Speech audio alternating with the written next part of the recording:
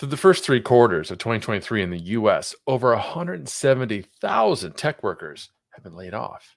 Now more than ever, it's critical for partnership teams to be focused on the right initiatives and have plans in place to measure and demonstrate success. How do we prioritize the right partners? Where are strategic partnerships headed in the coming years? And how do we define success? That's what we're covering in today's episode of Partnership Unpacked.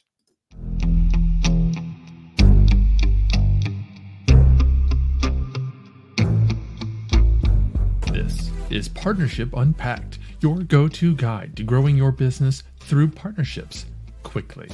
I'm your host, Mike Allton, and each episode unpacks the winning strategies and latest trends from influencer marketing to brand partnerships and ideas that you can apply to your own business to grow exponentially.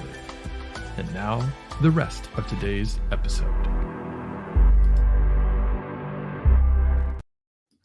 Welcome back to Partnership Unpacked, where I selfishly use this time to pick the brains of experts at strategic partnerships, channel programs, affiliates, influencer marketing, relationship building. Oh, and you get to learn too.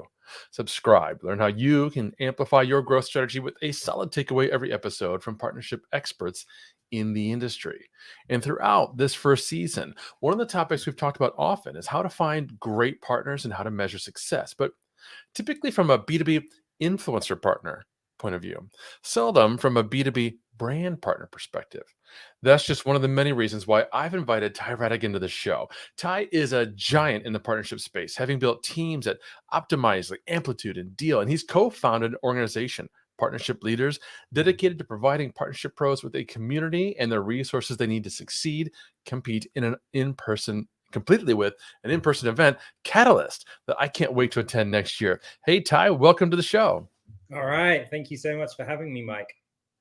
My pleasure. Now, one of the things I love to do for folks is kind of help them set the stage. And you've been a partnership professional for years across multiple brands. How did you get started in this space? So I started my career at American Express, and I spent 5 years there working in various different teams across sales, account management, customer support, you name it. I even did a stint in fraud investigation, which was really, really enjoyable.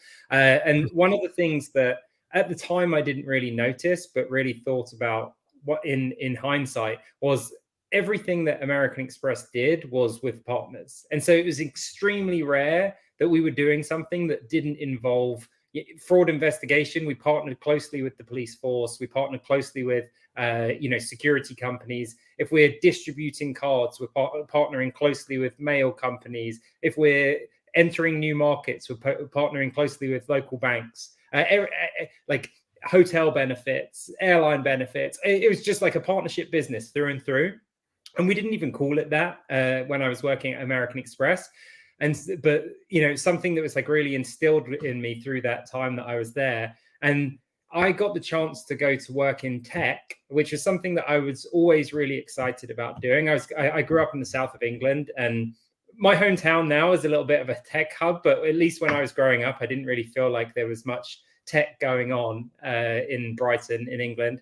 But I was always really into the tech space. I participated in and ran online communities and all sorts of interesting stuff to try and stay plugged into that era and everything that was happening. And so I was on one of these forums. I saw a role for a company called Optimizely. It was an SDR role. I was kind of a fairly senior salesperson at American Express at this time, earning really good money. And I saw this role and I was like, and it was in Amsterdam and I was living in Brighton.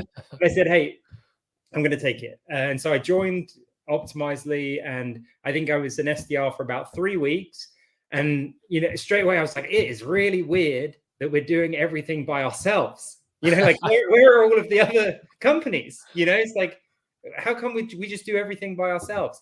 And at that same time, we were getting, I would say, probably 20% of our leads. I was an SDR, so I was going through all of the leads. About 20% of our leads were digital agencies. And every time I got one of these leads, I would go on their website and I would see 30, 40, 50 customers on their website. And I went to my boss and I was like, hey, I know that we're selling these folks like customers at the moment, but it feels like if we worked with them to sell to their customers, rather than one customer, we could get 30 customers, and Ford would probably pay us more money than this small digital agency.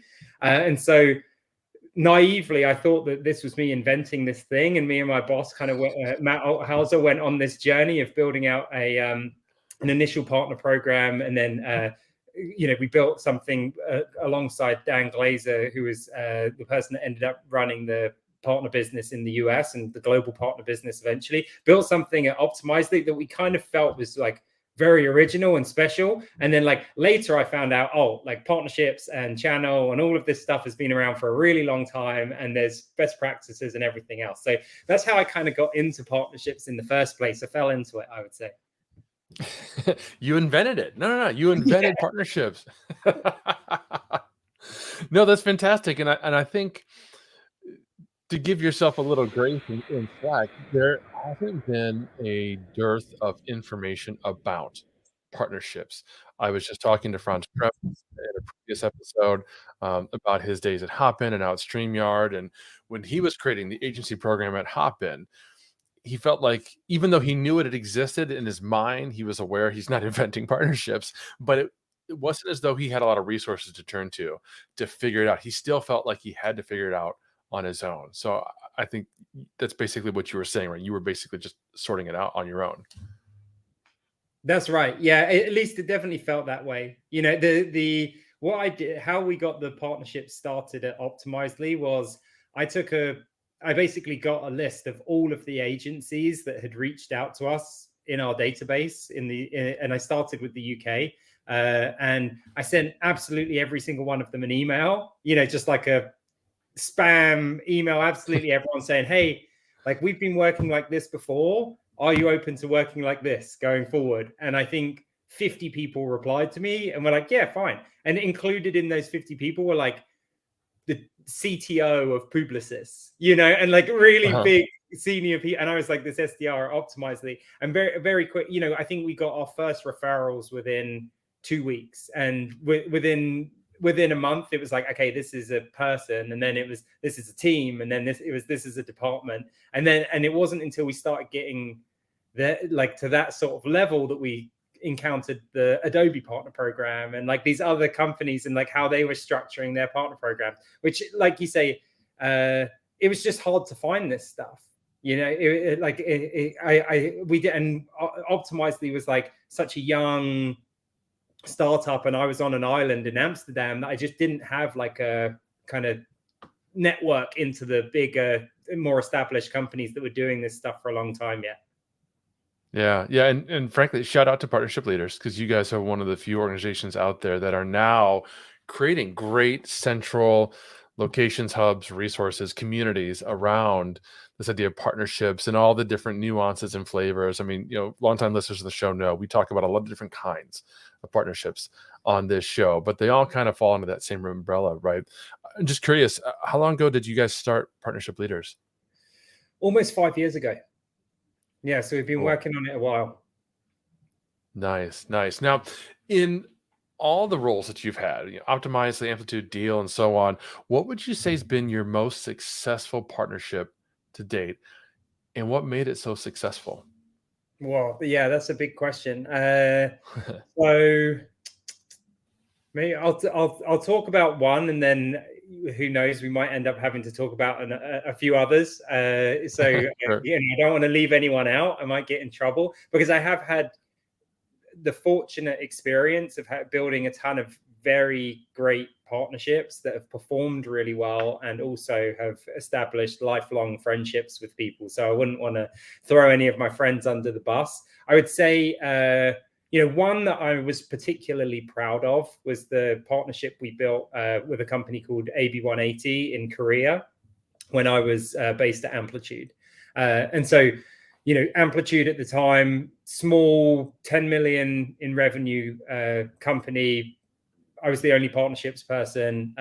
We were just based in the US. We were in the process of sending someone out to Europe to open our European presence. But like very early stages, and someone had reached out to us and basically said, hey, like, I think your product's really cool, and I'd love to reseller in Korea.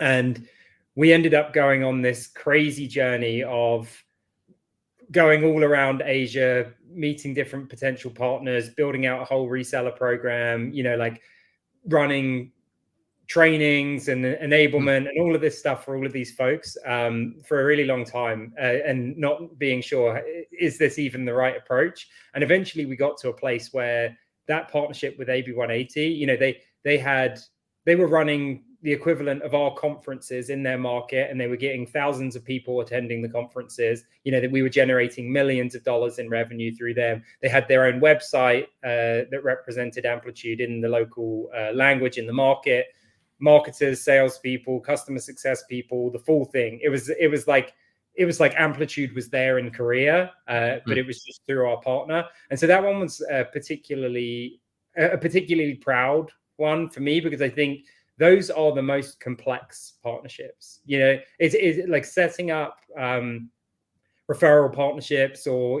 kind of ISV tech partnerships, where it's like, we'll give you a few, you give us a few, and like scaling that is still challenging. But it's it's kind of intuitive. Whereas setting up something like we did in Korea, and we went on to do an even bigger one in Japan and like other markets, it was like really something special, and had a really meaningful impact on the business. At that time, we were at like 10 million ARR, and we were able to generate, get like 500,000 ARR from one partner in Korea, within the first 18 months or something. It was really something impressive.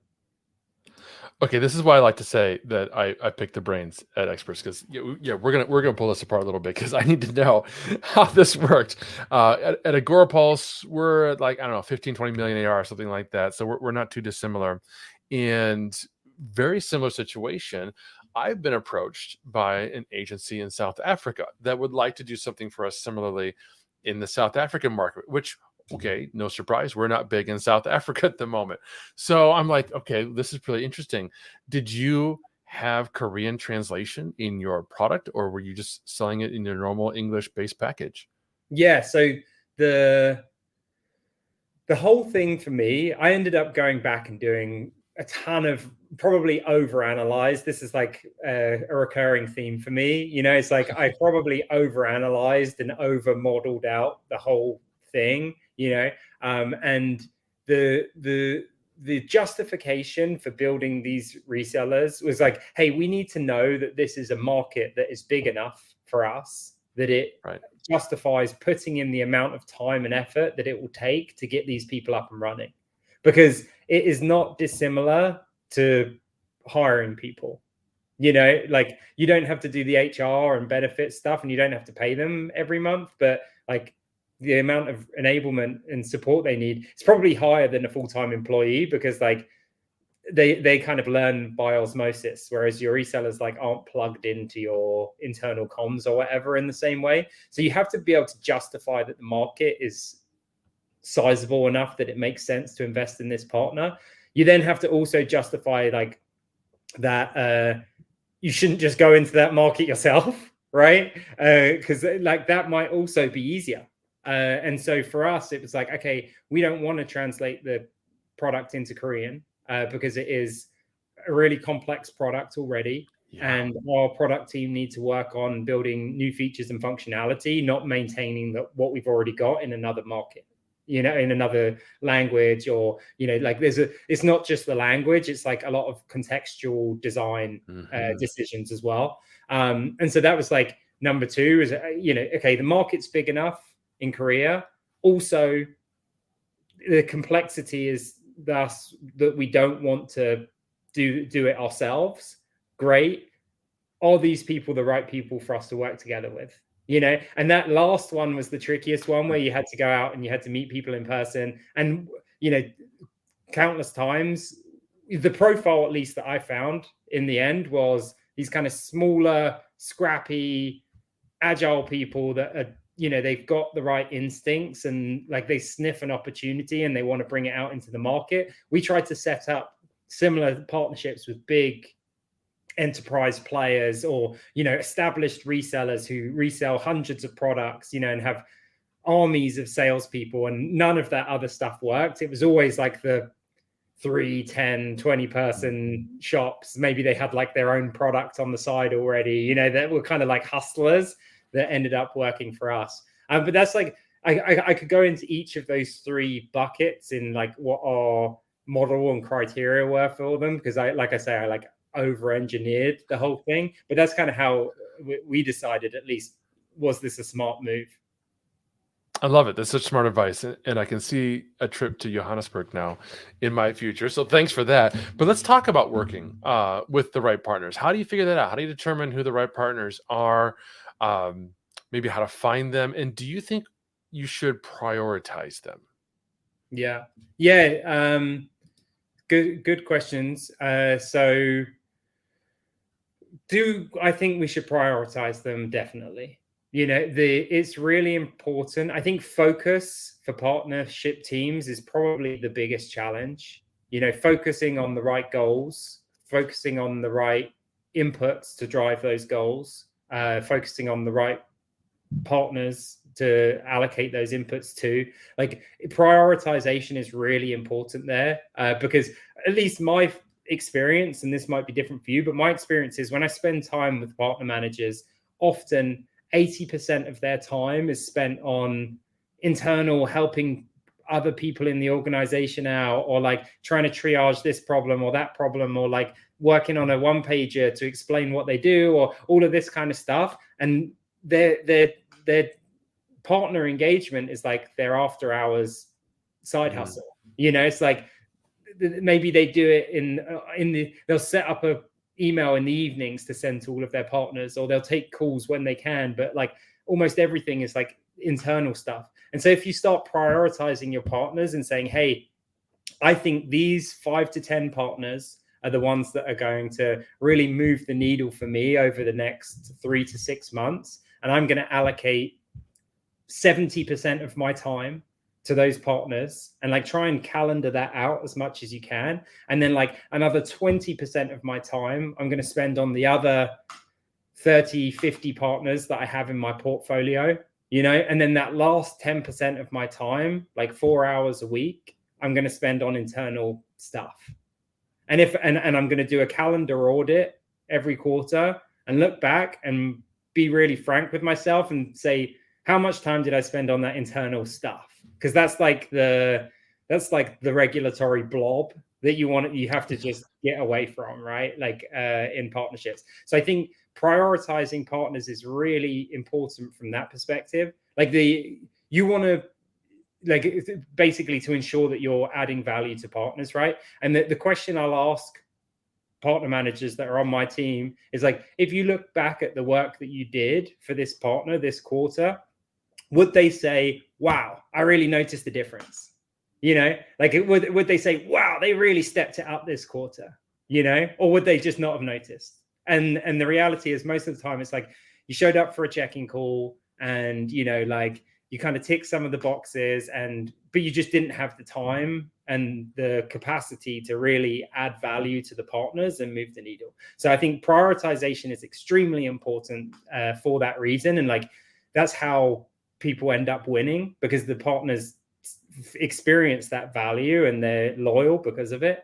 You know, the questions before that around like finding the right partners, I think that is really tricky, to be honest. Like, I've got some really hacky tips for how I've found mine. You know, like, number one, going and asking my existing partners who they partner with, like who their best partners are, and asking for introductions is like a really straightforward one that is a winner, because you find a bunch of companies that are already productive and already know how to partner, you know, and like, especially if you're the people that are making the introduction is like a complementary one, like especially for international resellers, like if you can find a really complementary technology partner to yours and say, hey, who are your people in South Africa?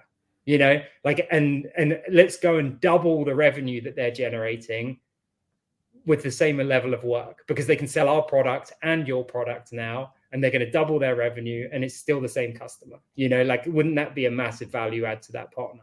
You know, so asking your existing partners for intros is great. The other one is getting in your CRM and looking at like who are all of the third-party email domains inside your customer accounts. So like running a report of like any email address that doesn't match the domain email address of the company that owns that account. And you basically get like all of the consultants and agencies and everything that work inside your customer accounts. And so you can get like a pretty nice list there as well. And then, you know, and that's probably like 90% of it. And then I would say the rest of it is like going and speaking to your internal team and saying like, who are the people that come up? Like who are the, and now you can use Gong or Chorus or whatever is your tool of choice. But like now you can like just search and every single customer call is there. And you can be like, oh, whenever someone says CRM, they also say this company, you know, it's like, okay, that's probably our partner, you know, like we probably need to go and work with them because like the customer requires us to work with that company. So there's probably something there, you know. There's obviously the other ones, like if a company's knocking down your door and they're bigger than you and they want to work with you, then it's probably, you should probably just you know, that does happen. That happened to us at Amplitude with AWS. AWS like outbounded us and we're like, hey, we want to partner with you. And we're like, okay, like, we'll do that. They weren't on our list, but we went along with it. But yeah, that's how I would think about like finding the partners and also prioritizing the partners. And then there was a question in the middle of those two that you'll have to remind me of. No, I think that was fantastic. I particularly related to your points about prioritizing partners. It's very similar to a point that actually Franz was making in that earlier episode about starting small with your programs, because the larger issue with both of your points is that we can't service an unlimited number of partners, particularly when you're a lone ranger like myself. I just don't have the capacity to work with hundreds of partners. I've got to find a way to approach them on a more hands-on basis. So either starting small or at least prioritizing if I do have a lot. Like I've got 50 ambassadors. These are influencer partners of ours. Obviously can't treat them all and give them all the same exact amount of time. So prioritizing those, identifying those that are the greatest potential makes a lot of sense to me. When it comes to determining what that potential might be, now we're talking about measuring success. So how do you measure success in partnerships, and what do you think are some of the most important KPIs?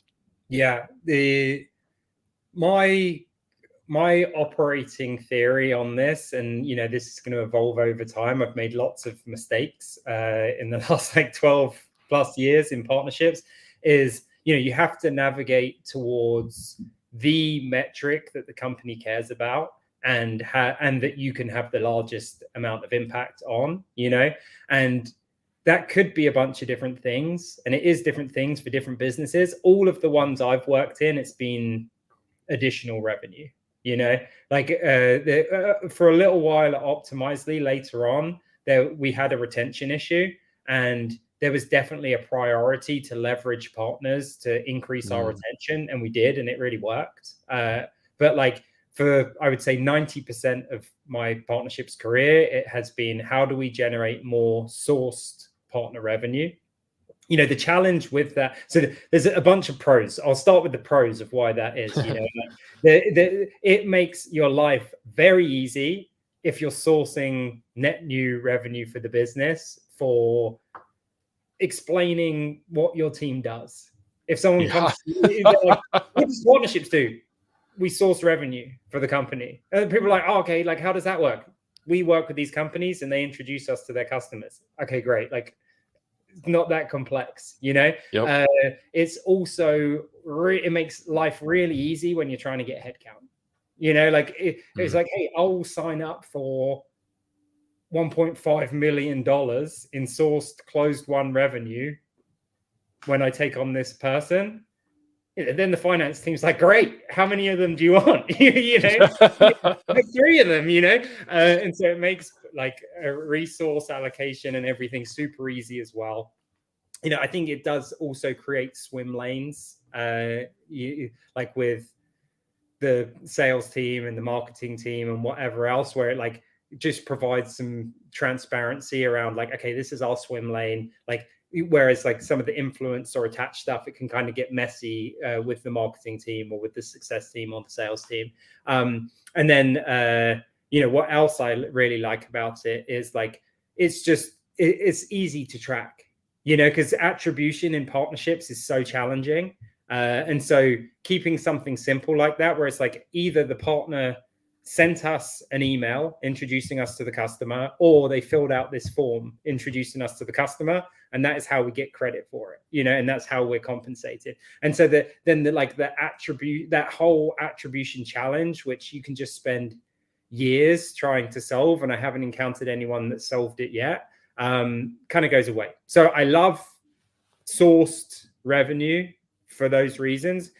Also, I think at this time, everyone's trying to generate more revenue, so like having a partner team that's like just 100% signed up for doing that is like a positive. It sounds good to the CEO, the CFO, the board, like the people that are really making the decision whether you should be around or not. So it's like a bulletproof jacket for your like role in the business. There are a ton of cons as well, because ultimately your team is one more pro, and this is a really big one, going back to focus and prioritization. It makes it really easy to say no to people in the business if the product team's like, hey, like we're doing this thing and we need partners for XYZ, and you're like, hey, sounds amazing and would be happy to do it, but like our priority is generating sourced revenue, and that doesn't fit into our strategy for source revenue for this quarter. Same thing with a bunch of other teams, so you can kind of like repel some of that blob, the creep, the organizational creep, where you like, your partner managers don't need to join the product team's weekly meeting, or like all of these things in their ability to be able to have impact on the business. So I love that as well. But as I said, there are tons of cons, like the reality is it captures a very small percentage of the actual work that the partnerships team's doing, and so like, I think that can be frustrating for partner managers sometimes, because, they'll work on something that is influenced, and it takes a ton of their time, and it's really important for the business that you close that big enterprise deal that the partner didn't source, but the partner manager doesn't get paid for it, and so that's a challenge. Also, you do want to be able to work with the product team so that they're going to build integrations, or they're going to factor partner products into the roadmap, because your partners care about those, and that's how you give value back to your partners, and so you do have to like build in a bunch of these health metrics outside of that top line metric. Like for us, when I was building this team at Deel, and Deel was like a 40 partner manager, like very large ARR partner business. The one of the health metrics that we had on the team was how many referrals are we sending to partners, and we tracked that really closely. And we had people on the team whose full-time job it was to generate referrals for partners. Like we actually had 3 people, a whole team pretty much, who were just building out things that would send referrals to partners. And we built in a ton of incentives for our sales team, success team, everything, to be sending referrals to partners. We're talking like hundreds, maybe even thousands of referrals a quarter out to our partners, built like a real machine around it. But all under the assumption that generating all of that value for our partners and helping them grow their businesses would generate more additional revenue for us. And so like the top line metric was still, hey, we're generating additional revenue for the business. Nodding my head up and down violently the entire time you were talking, particularly when you're focusing on the need to have your partnership department focus on a revenue that aligns with the company's number one revenue, which to your point is typically going to be new revenue. That's exactly what we're doing here at AgoraPulse. I'm implementing nearbound and co-selling as we speak. That's going to be an ongoing topic on this show, because y'all listening right now, you get to come along to this journey with me. And that's the number one reason, is that I can provide actual, and my partners can provide measurable value to the company. And there'll be no question. What do? Oh, we're adding revenue to the company. Yes. So we're using partnerships as a channel to do that. If you want to hear about another channel you could be using in your own company, here's Daryl Prale, our CMO at Agorapulse. It's the Arc de Triomphe. Can you imagine if you're in charge, if you're the CMO of Marketing Paris? What are your main channels? Wow, there's the Arc de Triomphe, there's the Eiffel Tower, there's the Louvre. Those are your channels you're going to use to drive tourism dollars in. Okay, now, but you're not the CMO of Paris. In fact, you're the CMO of your company, product, service. So what are your main channels? Well, I'm going to guess there are things like pay-per-click, maybe trade shows, events, maybe content. Those are all pretty predictable, right? Let me ask you this question. Are you treating social media as a main channel? By the way, only 1.8% of you today measure social media and can prove an ROI in that investment. HubSpot and Gartner say social media is the #1 channel to invest in this year. Are you doing it? If not, I can tell you why. You're not doing it because you don't have the tools, you don't have the mentality, and that's okay. We've got you covered. You change the mentality, we'll give you the tools. Agorapulse tracks all the ROI for you. One place to manage all your social media activity, your #1 channel. Change your success. Treat social media as a channel, one CMO to another. My name is Daryl. I'm with Agorapulse. I'll talk to you soon.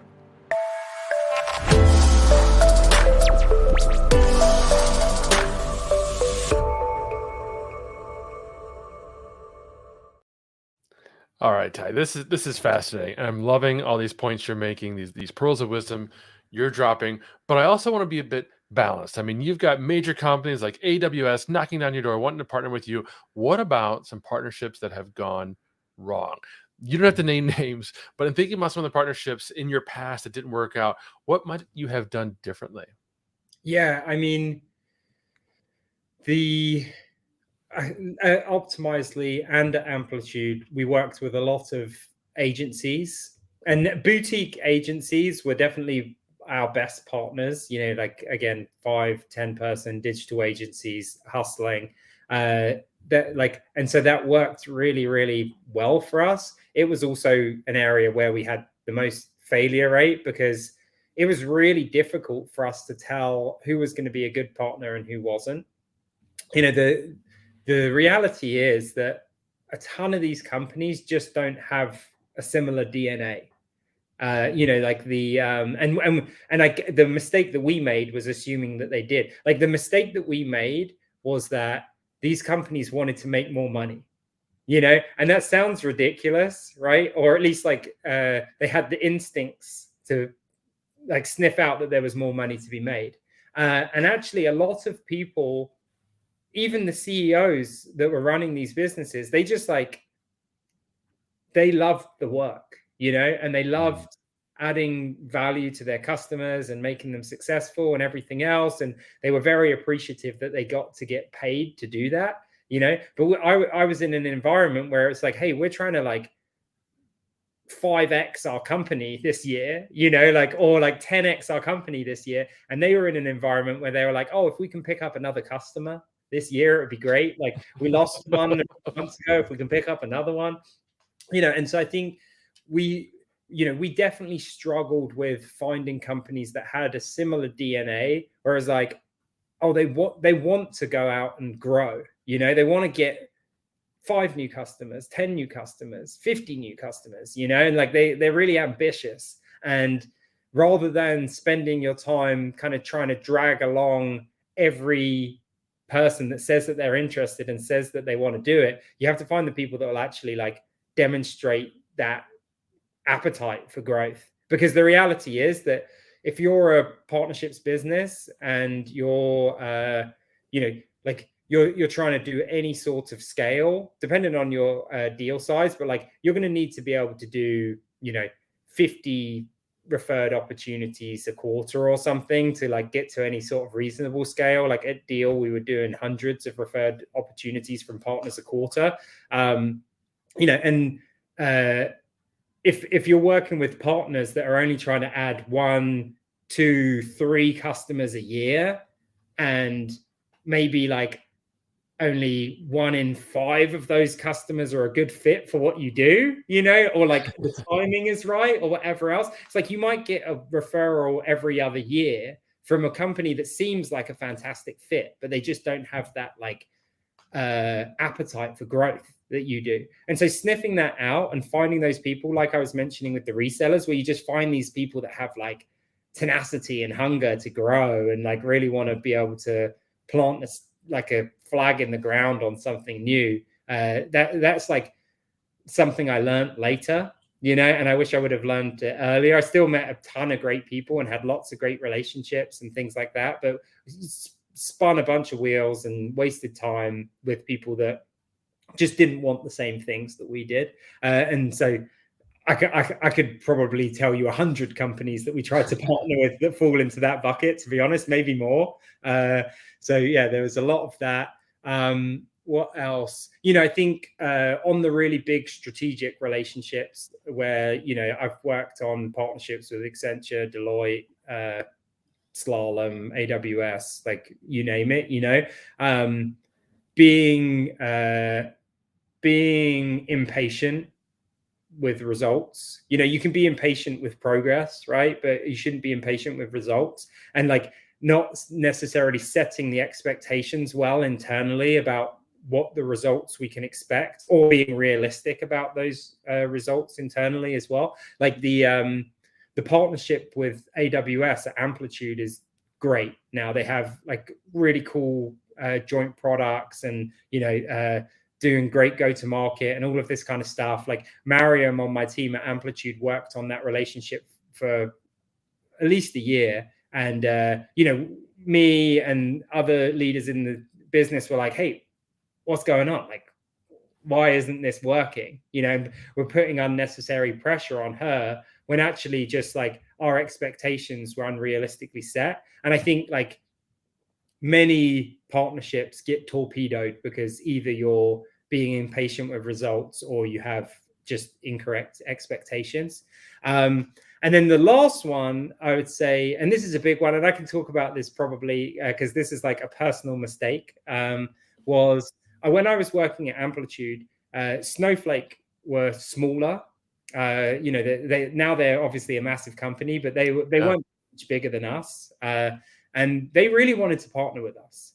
And I couldn't really wrap my head around why they wanted to partner with us. I figured it was similar to how AWS wanted to partner with us. And it's like, okay, you want us to adopt your product more so that we'll pay you more money. And in turn, like we'll get some partner benefits around it. And like with AWS, that made sense because they were big enough that those benefits were going to mean something for us. But at the time, Snowflake, I was like, it just doesn't make sense to me, so I'm not going to bother with it, right? And they did an amazing job of kind of circumventing me and the partnerships team and working directly with the engineering and data teams and building a partnership. And, you know, just this year, Snowflake featured Amplitude really heavily at their conference. And, you know, they have an amazing, really productive partnership. They've built this extremely cool product Amplitude has on the top of Snowflake, which is like a, you know, a real competitive edge and like a fundamental piece of their strategy. You know, it's a really amazing partnership.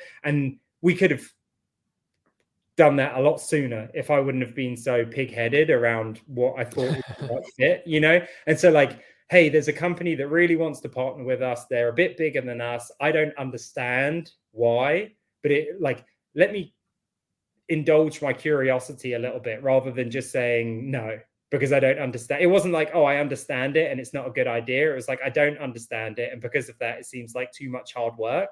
And so I'm not going to explore it. And ultimately, I was really wrong on that. And so I'm very pleased. I can't remember the person's name who was the counterpart of Snowflake that kept on chasing for things down. And I'm very pleased for Dan Stephen and the folks at Amplitude who picked that partnership up later and like have done a really good job with it, because that would have been a black mark on my career if someone else would have ended up picking up that partnership with Snowflake instead. But yeah, that was one where I definitely made a mistake. So much great wisdom and all that. Thank you for sharing those cautionary tales. Particularly, I related heavily to the need to have patience. and we're going to touch base on this in a second as to why, but that's just so core.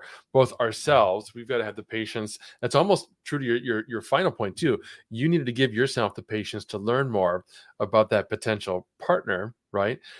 Which is challenging because we often don't have a lot of time in our roles, and so that means carving out the time to learn about another company. And we probably get requests to partner on a daily basis, and a lot of times it's really obvious as to why that's not going to be a good fit. But yeah, sometimes it's not so obvious, and we need to take that time. Now it does feel like in strategic partnerships we're having a bit of a moment right now. Alan Adler referred to it as an inflection point in the industry due to technology, he was saying. Would you agree with that? And where do you see partnerships evolving in the coming years? Yeah, I do think that this is the partnerships moment, or at least like the one in the time that I've been around. There's a few factors that go into that. I think the first one is macroeconomic. Money was basically free until very recently, and so startups could run a business by buying customers and losing money, and you can't do that anymore. And as people inspect their businesses, they're saying, oh, well, like 30-40% of our revenue comes from this partner team, and it's only got 2 people on it. And the close rates on these deals are 60%, and they close way faster and higher dollar values. And like, what is not to love about this? It's like, and people just inspect it more and more and more. And they're like, wow, we need more of this stuff. Whatever's going on here, we need a ton of it, And I think a lot of companies have done, we talked about layoffs and everything else at the start of the show. Like a lot of companies have done layoffs, and partner teams have been hit by that. And I think ultimately that's going to be a massive mistake. And the companies that have done those are going to have set themselves back, to be honest, because it's such a critical competitive advantage for businesses. But the macroeconomic shift for smart companies has really driven a change in the investment in the partnerships team.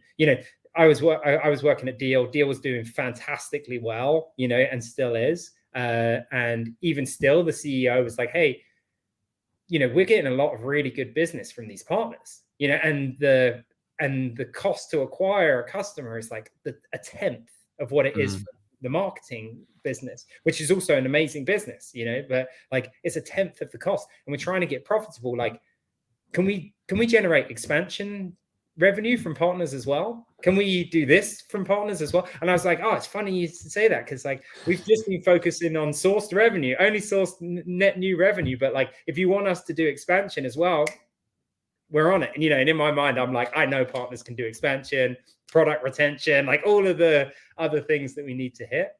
But the like companies, like CEOs, CFOs, they're really recognizing that there's this extremely productive part of their business. It might not be the primary contributor of revenue, but it's like a very, very profitable, productive part of the business, and they know that they need more of that. So I think that is one component which is really, really key. I also think that like there is this positive feedback loop of people getting partner wins on the board, and they're just like the hits keep on hitting, and you're seeing it. Like it seems like every other week there is a really cool press release or partnership announcement, and so these are things that are like at the executive level being decided between businesses, and obviously they're working, or like there is this positive feedback loop that's happening. I don't know what started it. I think Microsoft has definitely had something to do with it. Satya Nadella's really out in the market as someone who's like partner first, and he's been advocating on behalf of his partners. He's been partnering with all of his competitors. He's like he's really figured that thing out. But you can't miss like a partner announcement now. They're just, the wins keep on coming. And then I think the last thing is that technology has advanced. Alan is right on that front. And I think like really actually where it's the proliferation of APIs and the ease at which to integrate or embed your product into someone else's. Like really cool integration that just got announced is Whoop, the fitness tracker with OpenAI, right? And so now you have like a chat GPT style fitness coach inside your fitness tracker that's built on top of your personal fitness data. And you can just be like, hey, like, how does this compare to other people? Like, what are some of your recommendations for XYZ or whatever? And, like the concept of being able to do something even close to that would have been in a sci-fi movie. Right. Not just AI, but even like just like having a seamless product integration, that is in the UI and works perfectly and looks amazing, the whole thing. And I bet they haven't been working on that thing for long. I bet they've been working on that for like 3-4 months, and it's just clean, And so I think between those three factors of like, hey, there's pull from the market, like there's a bunch of other social proof that's demonstrating that this stuff is really important. And I think that gets the exec buy-in. And then also like the ease at which to do the more hairy technical stuff, meaning that you can like run through this faster, is really making a big difference on the strategic side. I couldn't agree more. And one of the reasons we're now able to do co-selling and implement Nearbound here at Agorapulse is because all of a sudden our CEO and our CMO were hearing about it from external sources. They were seeing other companies doing it. They were attending events, and it was all of a sudden being talked about. Whereas a year or two ago, there was nothing. I was the only one in the company saying anything about that kind of partnership, which is fantastic because, to your point, now over the next 12 to 18 months, we'll be doing partnerships here at Agorapulse that implement source revenue as well as impact churn and impact expansion. So that's all fantastic stuff. Tai, this has been so cool. We're almost out of time. I've got just one more question for you. It's my favorite question. I ask this of all my guests, and it ties back to something we were talking about before. How important have relationships been to your career? Yeah, love that question. Everything. Absolutely everything. I have other people to thank for pretty much everything that I've been able to do. And, like I got my job at Optimizely thanks to someone that posted the role on a forum, and I reached out and I was like, hey, I'm interested in this role. Could you introduce me? And because I was in that forum already, and like it was something that we both had an affinity for, like I was able to kind of get a warm intro into that company and like move from finance to working in tech, at like a really hot tech company, all the way through to, like my boss at Optimizely introduced me to, he was the CEO then at Amplitude, and he hired me there. I ended up working in venture capital for a while after that, and like that is an entirely relationship business. I think like the reason why I even work in partnerships today is because of the relationships it allows you to kind of build and maintain. The thing I love about partnerships, outside of the fact that you get to kind of solve problems and work on like big stuff, but kind of be like a tiger team and not have to like get burdened by as much of the red tape as other people, is that you get to pick who you partner with. It's not like in success or sales where you basically get allocated a customer or a lead or whatever else. It's like you kind of get to pick who, if you're running a partner program, like you are at least, like you get to pick who are going to be your top 10 partners. And like there's another 10 that are probably just as good, but like you don't like them as much, and that's like an amazing thing. You just get to like, you get to work with the people that you have great relationships with and you enjoy working with. And I think that that's something really special. So yeah, I attribute all of my success so far to relationships, and I hope I can have more success in the future if my friends will allow that to happen. So anyone that wants to help me out, I'm open to it. Great answer. Way to pull back the curtain a little bit there and reveal some of our partnership leader secrets. But all right, Tai, this has been amazing. It's such an important interview. I can't wait to go back and re-listen to myself. I've been taking notes. But for those who want to learn more, who want to connect with you, where can they find you and learn more about partnership leaders? So www.partnershipleaders.com. That is where you can apply to become a member if you're a partnerships professional and you're actively trying to up your game, accelerate your career, grow your business, then that's the right place to be. We also, for folks that aren't actively in partnerships or maybe don't meet the requirements to be in the community right now, we have an amazing newsletter that you can sign up for on the website, or you can also follow us on LinkedIn. Just search Partnership Leaders and we put out a bunch of good informative content and interviews and all sorts of interesting stuff there as well. I'm active on LinkedIn, so if you have questions, you can ping me. I'm around.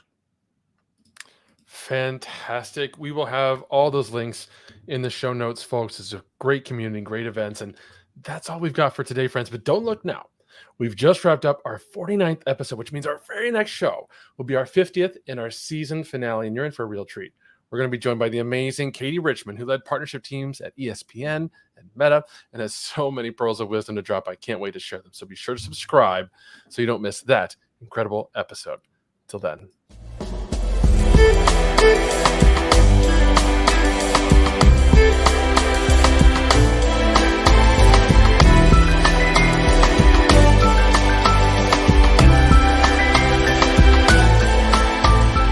Thank you for listening to another episode of Partnership Unpacked, hosted by Mike Allton and powered by AgoraPulse, the #1 rated social media management solution, which you can learn more about at agorapulse.com. If you enjoyed this episode, please subscribe on your favorite podcast player and be sure to leave us a review. Your feedback is important to us. And if you want to be part of our audience during live broadcasts, take a look at our calendar at agorapulse.com/calendar. Until next time.